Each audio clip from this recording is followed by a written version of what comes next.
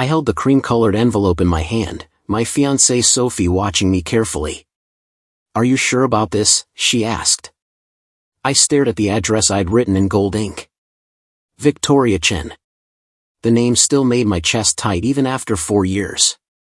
"I'm sure," I said, though my voice shook a little. Sophie touched my arm gently. "You don't have to prove anything to her, David. You know that, right?" I did know that. But this wasn't about proving anything. It was about closure. About showing her that the future she'd laughed at had come true, just not the way she'd expected. I sealed the envelope and placed it on top of the others. 50 invitations to our wedding in Paris. Friends, family, and one person who told me I'd die poor and alone. My hand hovered over the mail pile. For years ago, Victoria's words had destroyed me. We'd been together for 3 years. I was 26, working 2 jobs to save money for the restaurant I wanted to open. Victoria was a financial analyst at her father's investment firm. She wore designer clothes and drove a car that cost more than I'd make in 5 years. But she'd said she loved me. She'd said money didn't matter. That was a lie.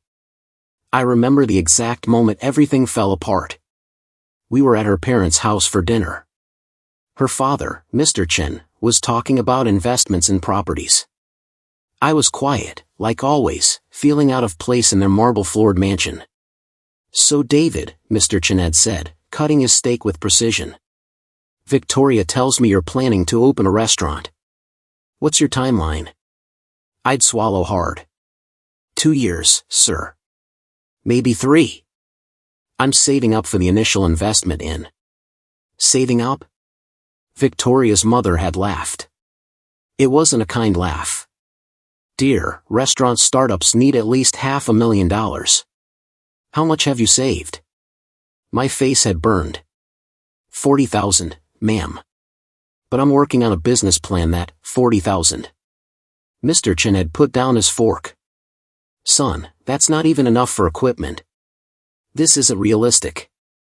I'd looked at Victoria, hoping she'd defend me, say something supportive. Instead, she'd looked away. After dinner, we'd fought in her car. "Why didn't you back me up in there?" I'd asked. Victoria had stared straight ahead, her hands tight on the steering wheel. "Because they're right, David. This restaurant dream is a fantasy. You're 26 years old. You work as a line cook and drive for a delivery service. When are you going to be realistic?" "I am being realistic," I'd said, my voice rising. "I have a plan. I'm working toward something. Working toward poverty." She'd finally looked at me, and her eyes were cold. "My friends ask me about you. About us. I have to tell them my boyfriend delivers food. Do you know how that makes me look?" Those words had cut deep. "How it makes you look? Is that what I am to you? An embarrassment?" Victoria had laughed bitterly. "You want the truth? Fine. Yes. You embarrass me. My parents are right. You're going to die poor, David. And I'm not going to die poor with you." She'd driven me home in silence. I'd sat in my tiny apartment, her words echoing in my head. "You're going to die poor." For weeks, I couldn't eat or sleep. I'd almost given up on everything. Then something shifted. I was delivering food one night when I met Marcus Webb. He'd ordered from the Italian place I worked at. When I arrived at his house, a beautiful brownstone in a nice part of town, he'd invited me in. "You're David, right?" he'd said. "From Romano's? I've ordered from you guys like 20 times. You always add those little touches. The extra napkins, the mints, the thank you notes." I'd been surprised he'd noticed. "Just trying to give good service, sir." Marcus had smiled. "That's the difference between someone who works a job and someone who builds a career. Come in. I want to talk to you." That conversation changed my life. Marcus owned 3 successful restaurants. He'd started with nothing, just like me. "Let me see your business plan," he'd said.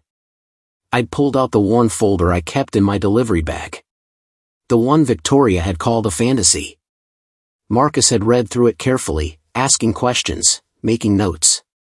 Finally, he'd looked up. "This is good. Really good. You've thought through things most first-timers miss." My heart had pounded. "Thank you, sir. I want to invest in you. Partner with you. I'll put up the capital. You bring the vision and the work ethic. We'll be 50-50 partners." I'd almost cried right there in his living room. That was 4 years ago. Now, I own 3 restaurants with Marcus. Our flagship location had a Michelin star. I'd gone from delivering food to being featured in culinary magazines. And I'd met Sophie. She was a pastry chef at our second restaurant. Beautiful, talented, and kind. She loved me when I was still building, still proving myself. When I'd proposed to her in our restaurant's kitchen after closing time, she'd said yes immediately. "Where should we get married?" she'd asked, laughing and crying at the same time. "Anywhere you want," I'd said. "Anywhere in the world." She'd thought for a moment. "Paris. I've always dreamed of Paris." So Paris it was. We'd rented a small chateau outside the city. 50 guests. An intimate ceremony in the gardens. Everything Victoria had once said I could never afford. And now I was sending her an invitation. Sophie came back into the room with tea. "Did you mail it?"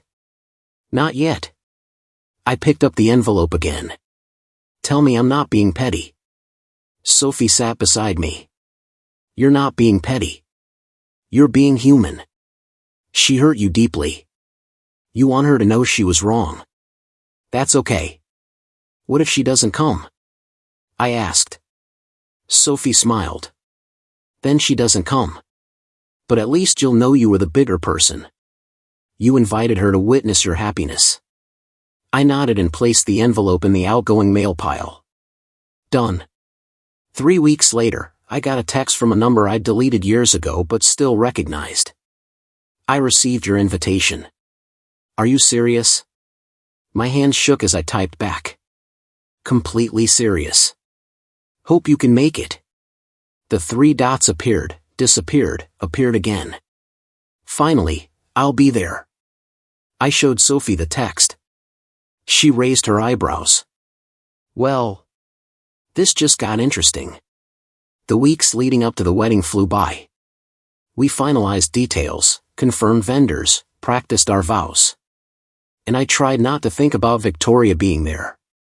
But I did think about it. Constantly. The day before the wedding, Sophie and I arrived at the chateau with our families. The place was perfect. Gardens full of roses, a stone fountain, views of rolling French countryside. My mom hugged me tight. "I'm so proud of you, David. Look at everything you've built." I thought about the night she'd found me crying after Victoria left. How she told me the pain would pass, that better things were coming. She'd been right. That evening, guests started arriving. Friends from culinary school, Marcus and his wife, Sophie's huge extended family. Everyone was laughing, drinking wine, celebrating. Then a car pulled up. A sleek black Mercedes. My stomach dropped. Victoria stepped out, and time seemed to stop. She looked different. Older, more polished, but there was something else. Something uncertain in the way she looked around. She spotted me across the garden. For a moment, we just stared at each other. Then she walked over slowly. "David." Her voice was quieter than I remembered. "Victoria. You came. You invited me. I had to see if it was real." She looked around at the chateau, the gardens, the elegance of everything. "It's all real." Sophie appeared at my side, sliding her hand into mine. I felt her steady presence anchor me. "Victoria, this is Sophie. My fiancée." "Sophie, this is Victoria." Sophie extended her hand with a warm smile. "Nice to meet you. David's told me about you." Victoria shook her hand, and I saw something flash in her eyes. Pain, maybe. Or regret. All good things, I hope, Victoria said with a weak laugh. True things, Sophie replied kindly. An awkward silence fell between us. I should let you two talk, Sophie said, squeezing my hand before walking away. She was incredible. Secure enough to give us space, trusting enough not to worry. Victoria watched her go. She's beautiful. And clearly very understanding. She's amazing, I agreed.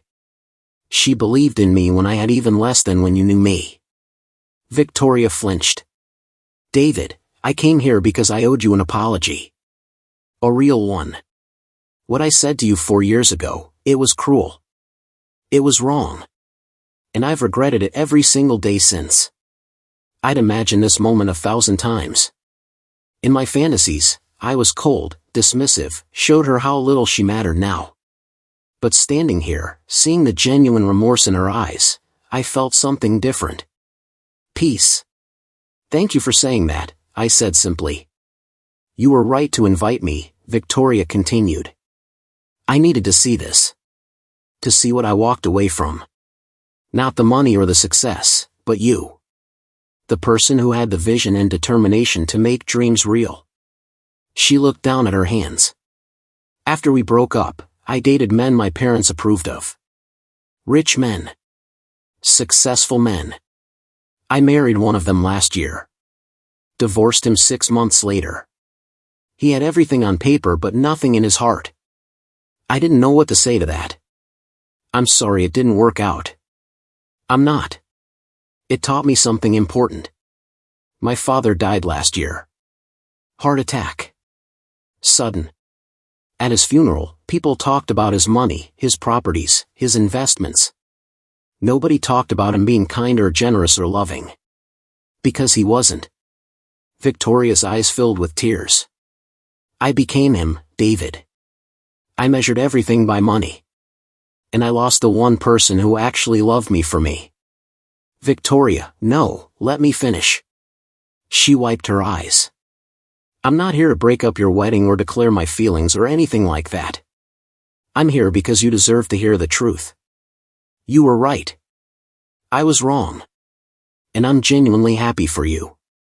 She gestured to the chateau, to the guests, to everything. This is beautiful. She's beautiful. You deserve every bit of happiness. Something in me softened. The anger I'd carried for 4 years started to dissolve. Thank you. That means more than you know. Can I ask you something? Victoria said. How did you do it? After I said those things, after I destroyed you, how did you keep going?